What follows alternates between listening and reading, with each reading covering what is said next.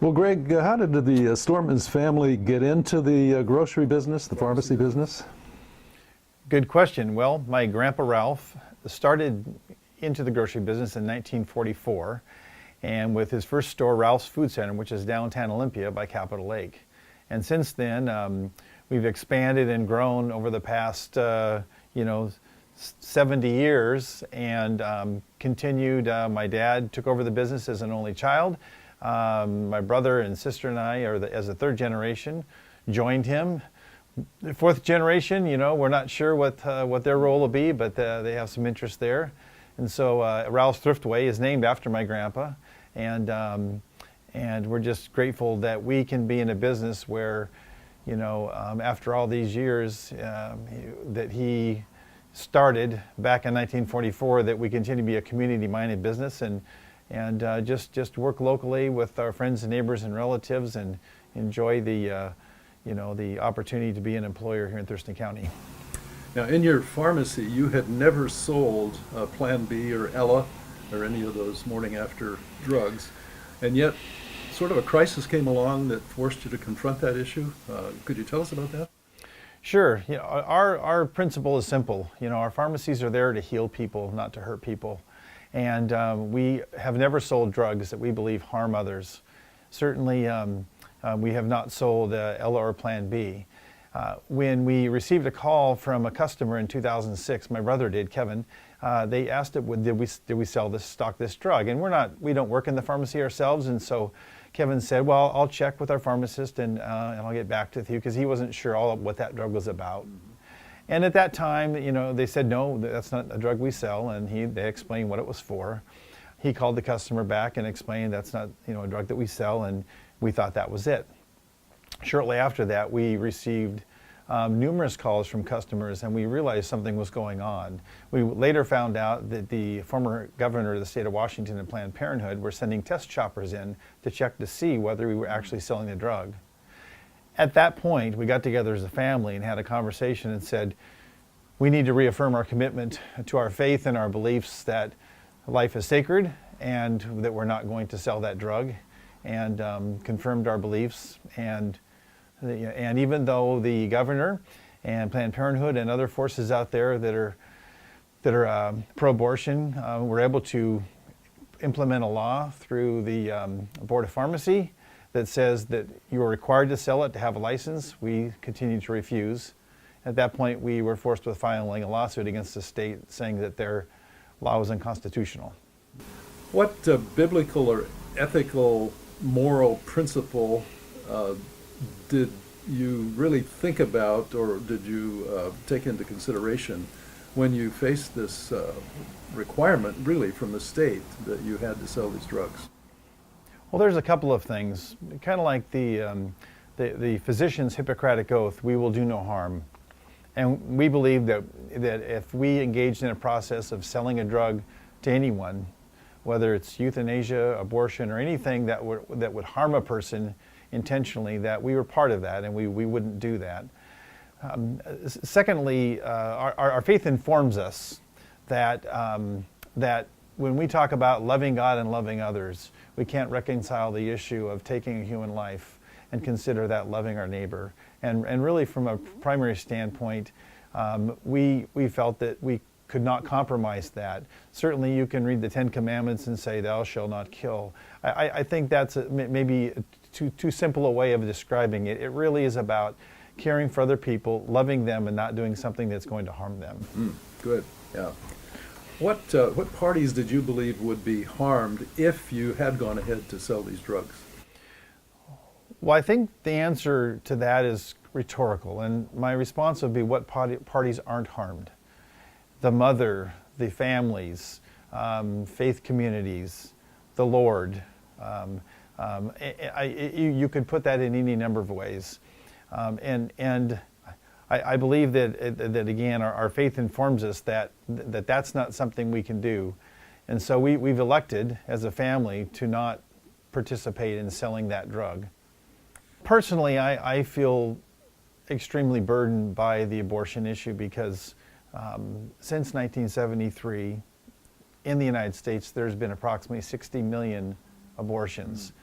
And a Holocaust essentially is something that is my way of describing what we've done to undefensible children who can't protect themselves. And I think that from a spiritual standpoint, I can't imagine how God is grieved by the loss. There's only 325 million people in the United States, and since 1973, almost 60 million abortions have been performed. And on a personal level, because I don't want to judge for others, but on my personal level, I believe that's something which is a real burden to the Lord, and I believe that is great harm. What parties did you believe would be harmed if you refused to sell the drugs? Well, I can speak from our own family's perspective. We did not begin to understand the full ramifications of our decision not to do this. We didn't seek the spotlight. We live in a small community. We didn't want notoriety. We didn't want national attention. The harm that we believe was inflicted on us, and it's all God appointed because this is all in His hands, was our employees suffered through this for 10 years. There was layoffs, there was reductions in pay. There was a lot of stress and strain on them because they were the face of our company as well as our family. Certainly through this time period, through legal expenses and a 30% loss in business after we had pickets out in front of our stores, we lost, we estimate, $2 to $3 million. And honestly, there's no reason today we should still be in business. I defy an account to explain it. The Lord can. So I call those things they may be considered harm, but I think this is the process the Lord took us through. Not just to test our faith, but just to say, can you be obedient and can you follow me through, even though you don't know where you're going, you don't know how it's going to end, but you know that through my providence, I will see you through. During this period of time, I reorganized the company 5 times, probably during a 6 to 7 year period. We literally were out of cash at all times. And I would pray that, and just earnestly do everything I could at my own detriment, which is a whole nother story, to try and keep the company from going out of business. And I found out later, it wasn't me that kept the company from going out of business. The Lord had a plan. He was in charge of it, and through His providence, He kept us not only solvent, but He now, as time has gone on, has continued to show us that our business can prosper even under the circumstances we were under for 10 years. As these court battles drug on, what kind of encouragement did you receive from other Christians? And if so, what did that encouragement look like? Well, certainly through the faith communities, we received a lot of encouragement through our church and other people's churches. We'd get word back from a number of people. We get notes and letters. I think some of the most encouraging things were we would see people in the store or out in the community and they'd say, "Hey, aren't you Greg?" And they would comment on the case and they would say, "I want to really thank you for what you're doing and standing up for what you believe." And I think those sometimes one-on-one, out of the blue, in the middle of, town somewhere, unexpected, were probably the most meaningful. There were times that I felt like, that even though we did get a lot of moral support, that, it was hard to have enough support to keep going on. I want to tell a story. In June 24th of 2016, after we'd submitted our briefs to the U.S. Supreme Court in January, as everyone knows, Justice Scalia died in February, and we realized a 4-4 court probably wouldn't take our case. They kept deferring the decision to take the case or not take the case until June.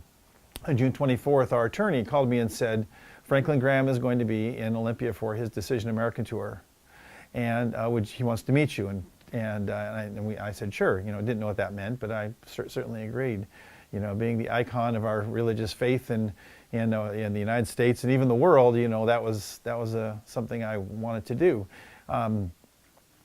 On the 28th, June 28th, a few days later, we got word that the Supreme Court did not take our case.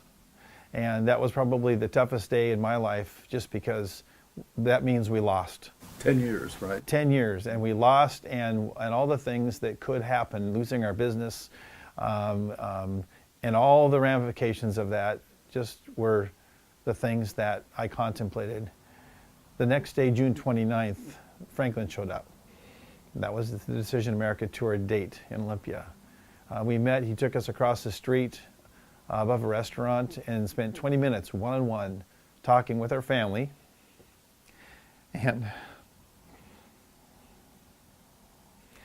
praying for us and encouraging us. And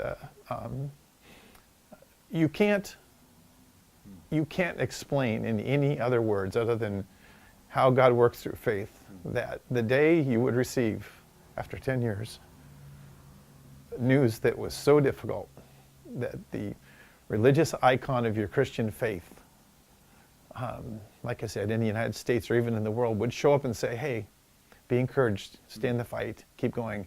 I walked out of that meeting feeling like if this went on another 10 years, I was ready. And there isn't anyone that can explain that other than God moving and having a plan and having the providence to see this thing through. Yeah, clearly the Lord's hand at work there. Yes. Yeah, amen. Yeah, good.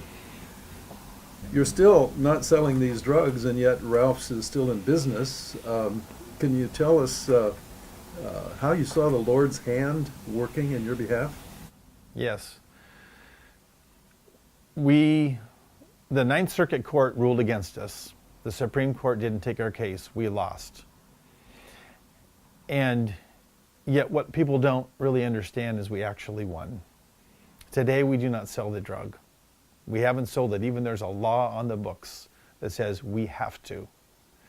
The irony is that through the efforts of Washington State, our former governor, Planned Parenthood, and those in the industry that support abortion, they have deregulated the drug to the point that one of the central issues that we are sued over is availability and accessibility. And they have made it so available and so accessible, they can't use the very argument that they used against us to take us to court. So do we sell the drug today? No. Did we lose the case technically? Yes. But all we went to court to do was say, we don't want to sell the drug. So now more than 10 years later, with a law in the books that says we have to, we don't. Amen. Well, this has been great. Thank you so much. I appreciate it. Thank you, Larry.